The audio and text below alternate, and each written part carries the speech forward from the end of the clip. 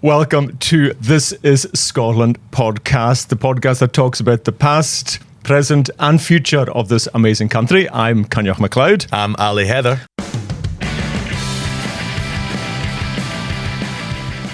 Hello. Hello. Ali, good to see you again. How's your week been? Amazing. Yeah, it's actually been a class week. I've been away in Islay, which is one of my absolute top faves of all the islands. Is it? Yeah, and I think it's got a lovely blend. It's got, obviously I'm into my history, so it's got incredible standing stones and amazing. It's got like the oldest sculptured standing cross from like the earliest days of Christianity, but also it's like a thriving modern place. It's got so many distilleries. So every 23-year-old you run into has got like an engineering job or is like managing a distillery or is doing something really kind of thrivey. So the place is full of young Elachs with a brilliant Islay accent. Yeah, and no, it's a great place. It's a great place. Very hard for a Lewis man to understand Islay Gaelic. Ah, is that right? Yeah, it's very different for us. But I love Islay as well, so it's a great place. I've also been island hopping this week. I've been on Uist. And can I do a wee shout out, actually? Yeah. There is a brilliant app called Uist Unearthed, and it's like an augmented reality app.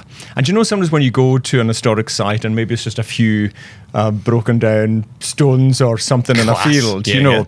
Well, this app brings buildings back to life. So you take the app and you lift it in these crofts or fields, and these amazing buildings like a Viking banquet hall or a wheelhouse kind of come to life, and you even go in them. Like, I was standing by the fire, like literally going, I think that's quite warm, and realised it was augmented reality. So if you are going to Uist this summer, Uist Unearthed. Love it. Brilliant app. I loved using it. So digital ghost houses. Yeah, I do think, honestly, we should get that in the middle of Glasgow so you can like hold it up and just see, like, before Glasgow City Council came along, like, oh wow, they used to have all these beautiful buildings. True.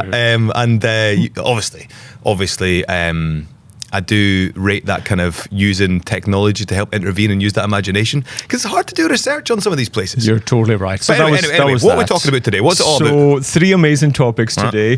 The first one is national anthems. It's the national anthem of Scotland. Do we have one? What's it been in the past? What could it be in the future? I'm excited about that. Then a wee bit of travel. We're going to do our greatest Scottish road trips. We've both done lots Smashing. Of those, and then we're going to finish with a wee happy birthday message. Happy birthday, happy 250th birthday to Coinneach. American. Thanks for that. To America, and we're going to chat about how much our country of Scotland has influenced America over those 250 years. Absolutely, how does that sound? absolutely. And a bit of the back and forth. But let's get right into it. So national anthems is something, obviously this year we've got the World Cup, to which Scotland are going to, if you haven't seen the news. But also at the Commonwealth Games, which is like an actual world stage. So both world stages where Scotland has to have a national anthem. Yes. And I hadn't really realised how fluid it's been over the years, because there's never been a piece of legislation saying, here's our national anthem, this is the one we're going for. And so I was looking back at... Yeah, what songs have we had in the past then? Well, it's like... So some of them, and I'd be really struggling to sing these. So Commonwealth Games, the original one, was Scots Wha Hae, which is... Honestly, folks say Flower of Scotland can be a wee bit anti-English, right? Scots Wha Hae is properly like bloodthirsty. Scots Wha Hae we wall is bled. Scots Wha Bruce has often led. Like, you're going straight in, wars of independence, you're covered in blood, welcome to your gory bed. Like, I think Rabbie Burns wrote that to the tune of Hey Tutty Tatty, the pipe tune that was notionally played as the troops marched to Bannockburn. It couldn't be more wars of independence, like sort of a real build-up. Which I guess, I mean, a lot of national anthems are very, maybe tribal is the wrong word, but certainly they are talking about the kind of strength of the country. So, but that one is pretty brutal. It is pretty brutal. But then we went on to the Scotland the Brave, which is a fine old pipe tune. But like, I don't know, I don't want to like offend listeners this early in the episode, but I had a look at the lyrics and it is honking. It is tea-tool pish. Like, it's the kind of stuff you'd see in a tourist shop. Like, a couple of the lyrics are There where the hills are sleeping, now feel the blood leaping high as the spirits of the old Highland men. Far off in sunlit places, sad are the Scottish faces, yearning to feel the kiss of sweet Scottish rain. I love that. I love that. Yeah. No, honestly, I mean, it was written. Sorry, the tune was like 19th century, but the lyrics were from the 1950s. But there is kind of one reason I love Scotland the Brave, right? And it's because Margaret Thatcher hated Scotland the Brave. True? She hated it. Actually, sign me back up. Again, what's really interesting for me is because there isn't an official Scotland national anthem right now. There isn't one that. It's been, for sporting reasons, as you mentioned, that's really influenced this. And in the build-up to the 1982 World Cup, Westminster wrote to the Scottish FA because there was a rumour that they were going to use the Saltire and Scotland the Brave before their games. And they said, no, you're no. And they wrote and said it should be the Union Jack and you should be singing God Save the Queen. And the Scottish FA said, no, this is our decision, which it was, and they decided to do that. And I love that the Scottish FA said, no, big Maggie. That's a total outrage! That we're going to do our own thing.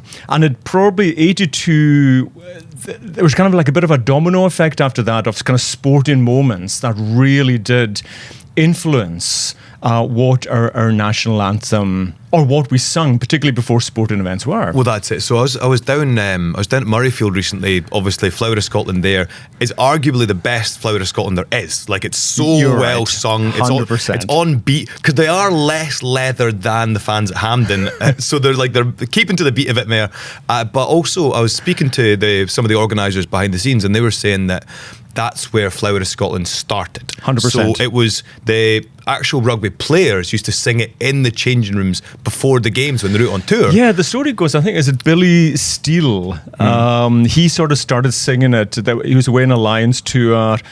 He's from the Muckletown in Dumfries, Langholm, and just kind of started to thought this was a great song to sing. But that was in the mid-70s. But it wasn't really till 1990 that it really became the Murrayfield song, wasn't it? That's it. So it was Five Nations were playing England to win it. And I'm not sure how true this is, but folk that are a wee bit older tell me that the English were puffing themselves up in the press saying, here we go for the Grand Slam. 100% they were. Absolutely. It's not like them. Triple Crown and Grand Slam, they were convinced they were going to win. What happened? Scotland won. And it really, I think that was a big reason why, because that was the first time really that the anthem was sang like the way we know it, before the game, so powerfully by the stadium as well. And it absolutely just stuck. And it took the football a few more years for it to really bed in there as well at Hampden. But now I think people just assume that Flower of Scotland is our national anthem. That's it. And so you could say that it's risen from a mandate for the masses. It's it is the people's song because we kind of elected it. It emerged, but it did emerge for the athletes. And actually for the Commonwealth Games, they had a vote before the Delhi 2010 Commonwealths, where all the athletes were saying, when you're up on the podium, what song do you want played for Scotland? Do you want Scotland the Brave? Do you want Scots Wha Hey? Do you want Flower of Scotland? And they voted massively overwhelmingly. 200 odd votes in favour of Flower of Scotland, 15 for the other options. So is it a thing of there's been a referendum for the song amongst the athletes and they clearly prefer it and the fans prefer it. And I think, I was speaking to a great piper, a guy called Hamish Moore, a phenomenal piper. He's in the Scottish Music Hall of Fame and everything. And he was saying the anthem should be Freedom Come All Ye. And he was like, I need to speak to John Swinney. Do you have John's number? I'd like to, I think I do, actually. I'd like every child in Scotland to learn that at primary school.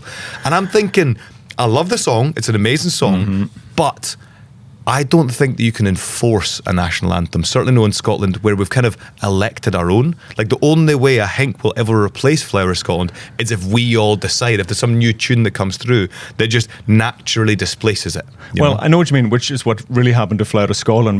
But one thing that's really interesting is that it's so famously played on the pipes, Flower of Scotland. But actually, the pipes can't play the whole tune. There's one note, that to think again. Yeah. That note, which is a natural C, isn't on the pipes.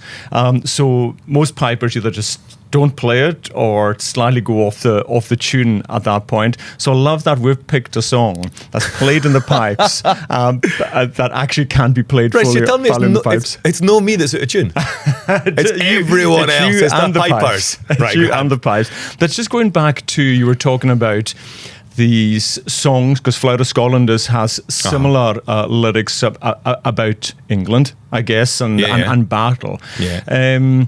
So I kind of wondered then, is that just us? Sort of jingoistic, small-minded. But actually, in theory, the United Kingdom or Great British national anthem is God Save the King Now, was the Queen, and probably will change again. But there's lyrics in that. I mean, there's this. They don't sing it very often because I think they usually sing the first verse and the last verse. But there's a very seldom sung verse, which is, Lord, grant that Marshal Wade may by thy mighty aid victory bring. May he sedition hush and like a torrent rush rebellious Scots to crush. God save the king. So people wonder why we don't want to sing that anthem. And Gordon Brown, when he was Prime Minister, actually proposed that to Westminster, that they should change that verse or take that verse out. And Westminster said, no, you're okay, thanks, and voted against it. So for that alone, let's keep Scotland the Brave. Totally. Flower of Scotland. Anything. Anything other. High. What I would say is General Wade, we'll chat about him later. General Wade, so I didn't know this until you were suggesting this, but God Save the King / Queen was first performed in London during the Jacobite risings as an anti-Scottish anthem, or an anti-Jacobite anthem, which has those very rebellious Scots to crush overtones. And that arose from a mandate of the masses down there. And that's fine for it to be their anthem. Mm-hmm. I'm really not concerned about that at all. But General Wade comes back up later because he built the road that I recommend road tripping over. Kidding. He built the basic road network in the Highlands. I love that segue. But are you cyclical? If there was a vote, yes, we love a vote. Yes, if there was a vote, where would your vote be, or what songs? If there was like a top 4 songs, which ones should be in there? I hate to say it, but I would because my life's goal is to be the communist mayor of an independent Dundee, and our anthem. That is quite a statement. I'm totally on for it. I'd vote for you. Our anthem will be the Freedom Coinneach, and you'll learn it at school in front of a massive poster of me, or else. Wow! So it's very much like it'd be the national anthem at the point of bayonet. But like, if there's any way that Scottish folk could embrace the Freedom Coinneach and its meaning and its lyrics as deeply as we've embraced Flower of Scotland, it would be an incredible anthem, because it is so bold, it's brave, it's got a clear ethic, it's pacifist, it's in favour of peace, and it even has a go at its rival Scotland the Brave. It talks about how all these people abroad that the Scots abused during the era of empire will curse Scotland the Brave nae mair. It's about retaking our place on the world stage and doing so with peace and care and equality at the heart. And if we could embrace that, then I would absolutely have that adopted. But I just don't think you can enforce an anthem. What about yourself? If you do want to hear myself and Ali sing that in the next episode, please let us know. I was just trying to think if there's any kind of more contemporary songs that could just sneak in there. Because when you think, the chorus is still relatively contemporary in that way. Is there any since then? I love the lyrics. I know they're very sentimental, but Dougie MacLean's Caledonia, I would blast that out at Hampden or Murrayfield. I was out in Islay, and we were all drinking whiskey, and there was about 15 of us, and there was also a big load of Germans, and so we got in a big circle, and we all taught them the chorus, and then we all sang Caledonia. There must have been about 25, 30 of us in a big circle, let me tell you that I love you. It's so good. It's emotional. One of the Germans started crying. I think he was a bit worse for wear for the drink, but it is an amazing song. I don't think I don't think that's getting you roused up. We talked about sport. Sure. Like, these anthems have to get you buzzing to get out there and draw with Haiti. Yeah, I get pretty buzzing singing Caledonia. Talking to Germans, of course, in that vote that the Commonwealth Games athletes did, Highland Cathedral was on that list. I think it's a beautiful, I love the tune of Highland Cathedral. I love particularly singing it in Gaelic. But that's obviously written by 2 German composers. Yep. So should that be on the list or not, I don't know. But I think it could be a big moment for the Scottish Parliament to decide if there should be an official national anthem of Scotland. It's a big moment to take. And maybe it's the time, because I absolutely think Flower of Scotland is there at the moment, cemented there. It's the de facto. It's the de facto. But I just think, like, there's places you didn't need to get involved. But anyway, we have much more to discuss. Shall we move on? We will. And we talk about road trips. And the two of us were always gallivanting somewhere around Scotland. So tell me, if you had to choose what your favourite or your top 2 whatever road trips in Scotland, summer's coming up, people are going to be thinking of their holidays. Where would you take people? Honestly, it's not even close, because I run my own tour guiding company. Yeah, of course. But ever since I was wee, so I grew up in Angus. And so when we were young, we'd go camping, or if there's money in the house, we'd go and get the family room at the youth hostel in Braemar. And the road fae, like Angus or Dundee or Perth, up into the hills, kind of through Blairgowrie way, up through Glen Shee, and then you go up over the ski fields at Glen Shee and down into Braemar. It is so beautiful, and it has every bit of Scottish scenery you want. Like, so I'm starting pretty much at the coast. You got the big long sandy beaches, you got a bit of woodland, then you go up it through the Angus Glens, and the hills start really rising into the Cairngorms, and you have this amazing thing connecting contours, like a viewpoint with benches and a big view out down Glen Shee, which is such a historic and stunning place. You got 4 of the 5 biggest mountains in Britain, in Scotland, all around you, incredibly epic. And then you get up over into Braemar, and Braemar is in this little bowl of mountains. It's had and still has the record for Scotland's hottest ever temperature. The summer weather in Braemar is unbelievably good compared to upland areas in the rest of Scotland. It's drier, it's sunnier, the woodlands are incredible. And it is actually thanks to Queen Victoria, who won't get a lot of shout outs on this podcast. But so she, during the Industrial Revolution, they're wanting to build a train line out to Braemar to connect it so you could bring tens of thousands of visitors every year to come shooting, grousing, all that. But the train line would have had to go by her private residence at Balmoral. And so she put a kibosh on it. So Braemar has a train station which they built, still there, a beautiful old wooden station, and nae train line. So it got preserved in aspic, effectively. She put it in formaldehyde for long, and it is still this tiny, perfect Highland village with amazing dense woodlands and a great history. And I just think any route that takes you through Braemar is the one. So I take guests there all the time. Okay. But I'd say start wherever you're starting for. If you're starting for the Central Belt, take the road for Perth. If you're starting Dundee, Angus, head straight up, get up through Glen Shee, over Braemar, and this is the big shout. Continue fae there right the way through Tomintoul to Findhorn. Yeah. It's a big drive, but you'll end up at the finest beach like maybe Scotland has to offer. You will end up in these beautiful small towns. There's ice creams ahoy, there's fish and chips. It's the best road trip there is. Well, what's your clearly inferior suggestion? No, because sort of that was exactly my same recommendation. No way. The snow road, the snow road, we're just sort of taking that kind of journey. Yeah. So I'm going to tell you some of my favorite parts of that. I'm going to recommend somewhere else as well. But you're absolutely right. It nearly.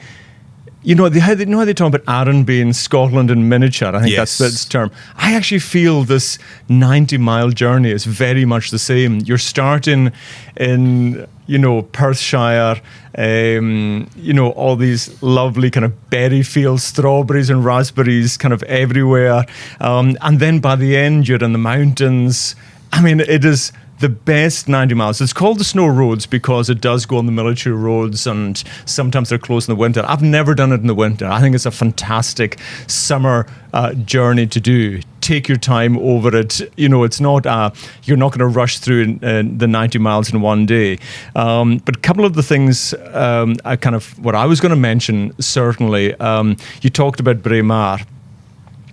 you have to shout out to the Five Arms, going for something to eat or, something there. It's an amazing, nearly like a destination. It's a 5-star art hotel owned by Swiss art dealers, and they've got like genuine Picassos on the wall. And if they want to send me and Coinneach there to do a podcast or something, that's fine. I think a week would do it.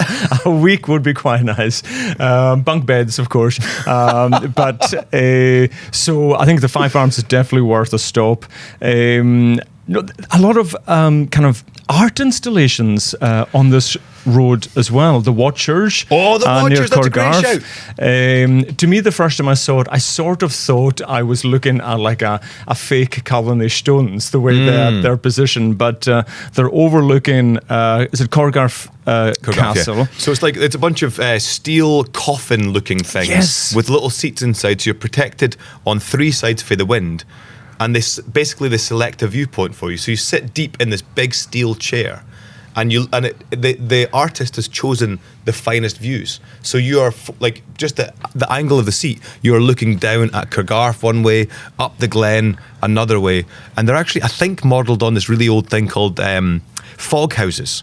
No kidding. Yeah, so Victorians, Victorian during the Queen Victoria era of Cairngorm romance, when artists were going and painting and things, they'd build these really rough little sort of turf houses, just made of like sort of found materials, wood and things, that covered you on 3 sides, and then had a lovely big doorway that looked out into the finest view. So you'd go there and you'd have your picnic, and you'd take your watercolours, and you'd sketch this pre-selected view. And I think the Watchers is in conversation with that idea. I found it so fascinating. You're absolutely right. There's just the most spectacular views when you're sitting in these wee enclosed areas.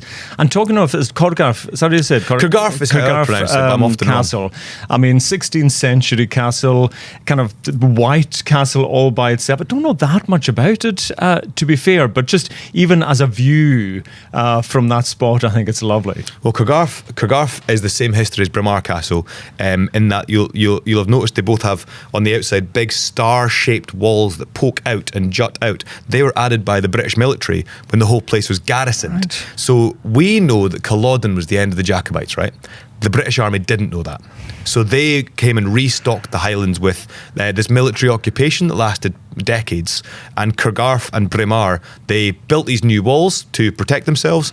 But once the Jacobite threat didn't re-emerge, they got the garrisons there, which you're talking about 24 men or so in each castle, mounted guards, and then they'd have smaller groups of 4 billeted on the community all through the Highlands. So Corgarth and Braemar have that same architecture. What they ended up doing was really heavily policing the tartan ban that was put in place for men in the Highlands, really heavily policing illicit whiskey. So Corgarth Castle became the place where they tried to get rid of all the illicit stills in the area. And as we know, you're no far away from Tom and Tool, and they have a beautiful dram. Yeah, there's a few nice distilleries around there, actually. So, I mean, if slightly different to the route you were talking about. The snow route is like this 90-mile route. Starts in Blairgowrie, finishes Granton on Spey. So that's the route. So Glenshee, Braemar, Ballater, Corgarth, Tomantoul. It's a really lovely route. Because you now chose it, I, of course, now have to choose another one. Yeah, exactly. But, from an island perspective, I think a lot of people now are seeing the Hebridean Way as an amazing cycle route, an amazing walking route as well, starting on Battersea all the way to the Button Lewis. So this is outer Hebrides. Exactly. And you start Battersea's right down the south. So Battersea, I'm not going to pretend that I've done the whole of the Hebridean Way by bike, but I did what you're supposed to do. There's a beach on Battersea that you're supposed to push your bike back on the beach into the water to start the Hebridean Way all the way up to finish at the Butt of Lewis at the lighthouse. But if you're not feeling as energetic as that, that journey by road, the contrast of the islands, as you know, from Battersea and Barra, heading through Uist, both the Uist and Mbekela, and then finishing, of course, on Harris and then on Lewis. It's the contrast of these islands is absolutely fantastic. The history of these islands, and to be able to get that on I mean, what, 120-ish miles of road. Yeah. I mean, obviously take your time. You know, you've got a week or two to do it. But getting that ferry from Oban, book ahead, of course, to get onto Barra, and then finishing and heading back from Stornoway to Ullapool. I'm just not too sure there's 120 miles in the world that is so contrasting as those amazing islands. And I know another podcast will talk about islands again. Yeah, I'm sure. No, I think you're absolutely right. I also think for Scottish folk, it's a rite of passage. That's our country. You know, that's as much yours as Sauchiehall Street is. Sure. Like, we all belong to this place, and the Hebrides are perhaps the most remarkable and distinct part of it. Get out there. I've only just been recently to Eriskay, Fattersea, Barra, myself. I couldn't believe how stunning it is. It is. Also, everyone looks just like you. We're all related. We're all related. There's an island look. There is an island look. I just walked away going, I can't call you. And they're like, oh, of course, in you come. So, I mean, there's so many. We haven't even talked about the North Coast 500, which has become this global phenomenon. And there's just so many, you know. Now that I've moved to Argyll, I think having a car in Scotland is the absolute dream. I mean, although I think in other parts of it, let's talk about train journeys and other ways to get around as well. But I think we're talking about cars. Yeah. I think it was amazing. Without even asking each other, we chose the same. I think the same route. There is something about it, I think, because the Hebridean Way is stunning, but it's an investment of time, and it's an investment of energy, and it's an investment of money. Because to get all the way out there, to get the hotels and things, it's a big investment. Whereas, like the snow roads, or going through the Cairngorms, all along the way, there's really affordable backpackers and B&Bs and things like that. And for most Scots, you live within 3 hours of Braemar. Most of us do. Good point, actually. And it's very quiet up there. Like there's so much room to roam in the Cairngorms. There really is a huge amount of space. It's the biggest national park in Britain. And so you can get there, then get space to yourself. And one thing I absolutely encourage, you know, I'm lucky enough to spend a lot of time in the US, and a lot of people obviously travel over, and there's definitely beats to their first trip to Scotland. Yeah. A lot of people will do the classic heading into Edinburgh and then going north to the Isle of Skye. Yeah. And one of my big kind of calls to action when I do this is trying to get people off that still beautiful but well beaten track. Yes.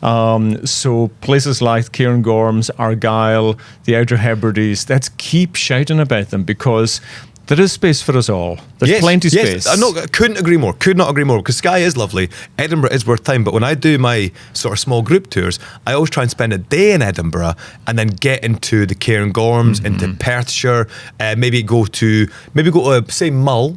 Maybe go to Ardnamurchan. Yeah. Am I pronouncing that correctly? Yeah, the peninsula. So I always used to say Ardnamurchan, but then I went out to Ardnamurchan and everyone said Ardnamurchan. Like, oh, sorry, I've been getting it wrong this whole time. But I do think getting people out there. Yeah. But that's enough.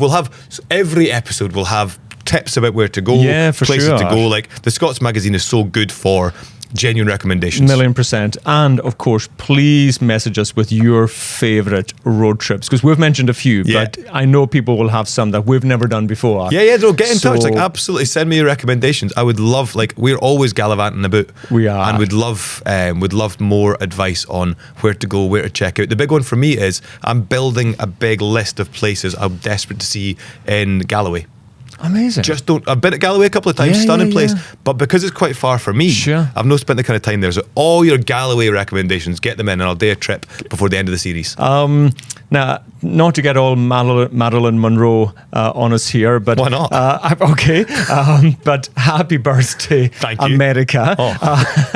250 years, the 4th of July. They'll be celebrating the 250th anniversary of the United States. I really do feel that Scotland is written into every chapter of American history. For good and bad, lots of different people and different influences. You're listening to This Is Scotland. We'll be right back. Ali, where in Scotland would you disappear to for a week? If I've got a week, Orkney. There's so much to do. That's the thing about Scotland. There's always another story to find. Find yours in the Scots Magazine every month. Subscribe today at scotsmagazine.com. So where does it start? Where does Scotland's influence start in those 250 years, do you think? I mean, it depends when America starts, but like the birth certificate, the 4th of July, like let's just begin there. Like the signing, I think there was 2 born Scots that signed the Declaration. Is that right? Well, I definitely know John Witherspoon. Is the Declaration or Constitution? The Declaration of Independence, I certainly know John Witherspoon. Yeah. He was an East Lothian boy. And I think he was a clergyman. I think he was the only clergyman to sign the Declaration, and eventually became the president of what is now Princeton University. So he had quite a career in America. So he certainly was there.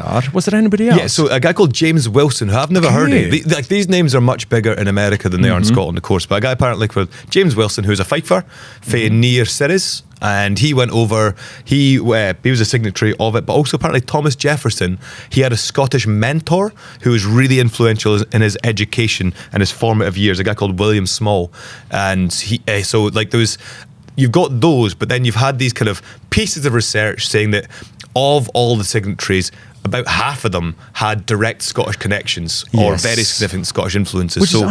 Which is just amazing. And similarly, when you then look at the presidents, I think they say that 35 of the US presidents had some connection to Scotland, maybe some kind of broader than others. Aye. But that's an amazing statistic. I think it shows how connected we really are, because I think Scottish folk still get surprised. Like, I'm talking normal Scottish folk, get surprised today when somebody, like, say, I've got a couple coming over from Dunedin in Florida soon. I've been. Have you? I've been.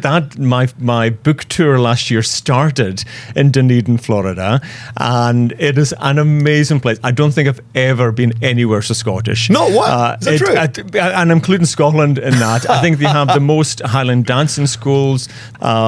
Big shout out to Dunedin, Florida, just outside Tampa. It is a cracking place, and I'd love to go back. Actually, they're bringing me a hoodie. So, like, for anyone that's not aware, Dunedin or Dunedin is the Gaelic name for Edinburgh. And so, obviously, that place was settled by Gaelic-speaking Scots who wanted an indication of home.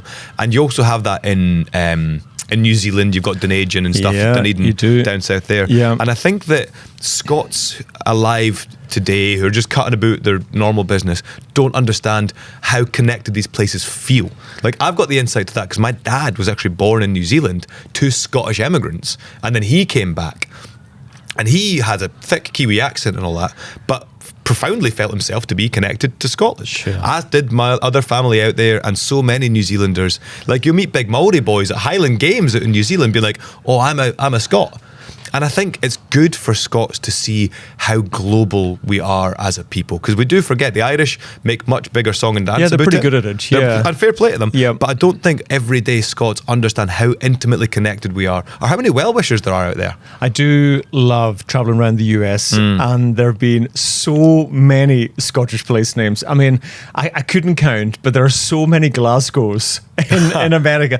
Definitely been to Glasgow, Kentucky. But again, get in touch if you're from any town or city in the US that has a Scottish name, because there's an Inverness in Florida, there is a Dumfries in Virginia, there's a Dundee in Oregon. There's just a huge amount, and I mean, it's impossible, isn't it, to not want to take a photo at the road sign. Of course, obviously be careful, but if you can, take a photo as well, because there's so many. Which right, is brilliant. I'm committing to this right now. Go on. If you are watching or listening for any place with a Scottish name elsewhere in the world, like if you're in Dundee, Oregon, or Dundee, South Africa, send me a shirt for your town or a hoodie, and I'll wear it on the podcast and give you a shout out. I would love a Dundee. Unless I'm actually, so the village I'm from is called New Biggin. I don't know if we went to settle. I don't know how many New Biggins there are in the world.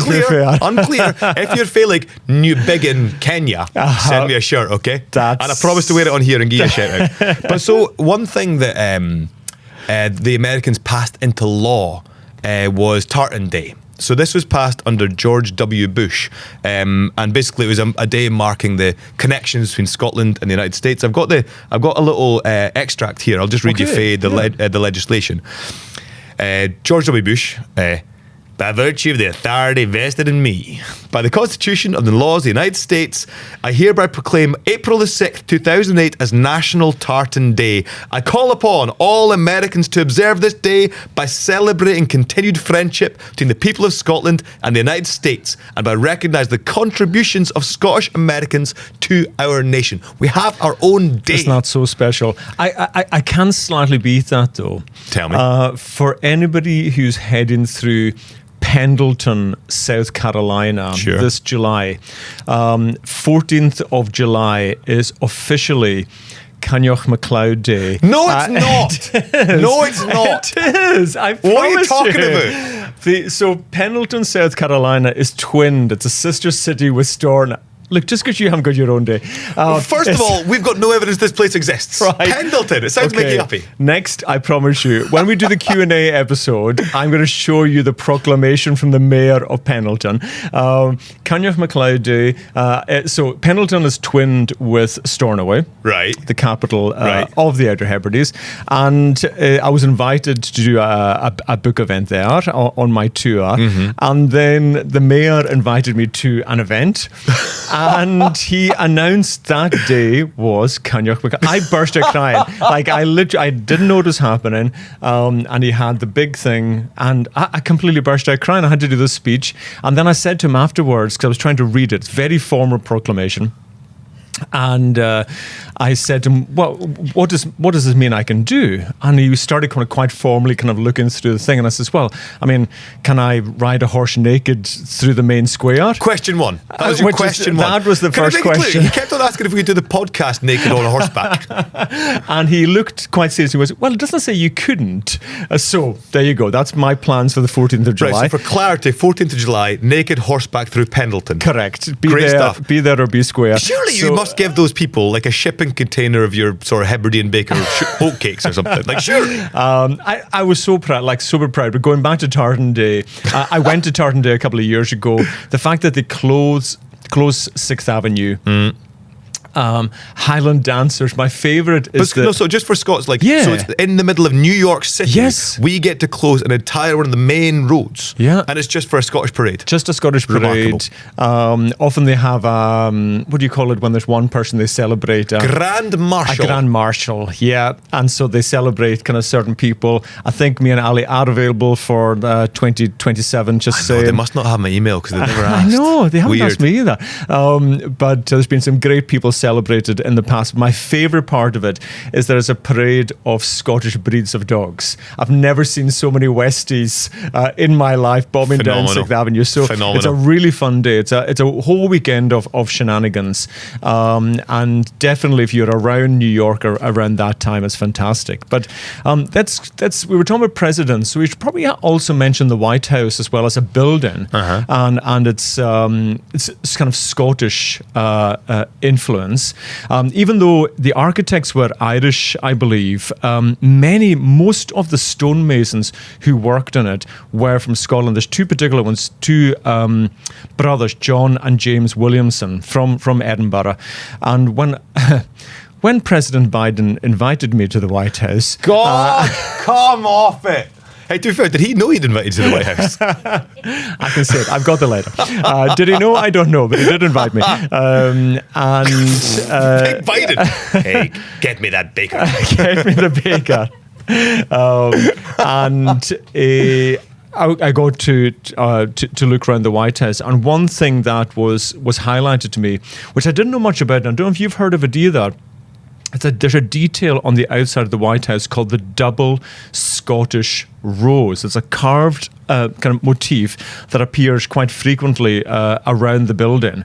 And it was these two brothers that kind of created that, and it's still there. And it's really, when you do get the tour of the White House, they will highlight that as one of the kind of very, very special moments.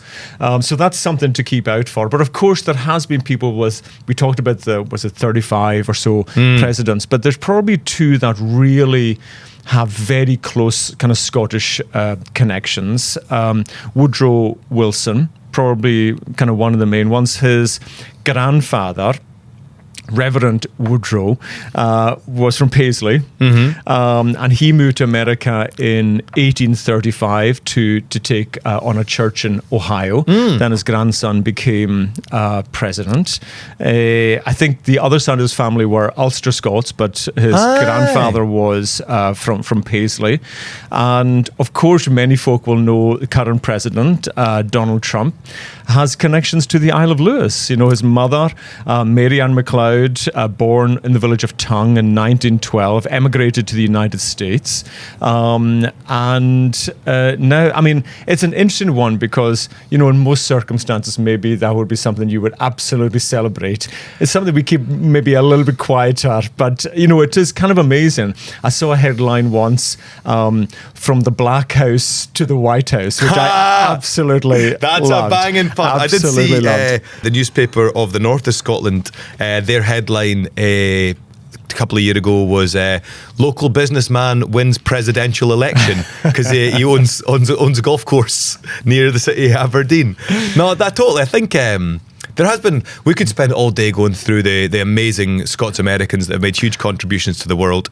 Well, absolutely. Particularly one, Andrew Carnegie, I would say has such an influence in the country. I mean, what do you know about that amazing man? So, well, he does seem to be amazing. Like my sort of is he dodgy antenna were right the way up because he made a huge amount of money. He was anti-trade union, phenomenally wealthy, made his money in the United States. From Fife as well, with Dunfermline. A Fifer, and he had this philosophy whereby every man should spend the first half of their life being as productive as possible and accumulating as much money as possible, and then the second half of their life giving as much of it away as possible.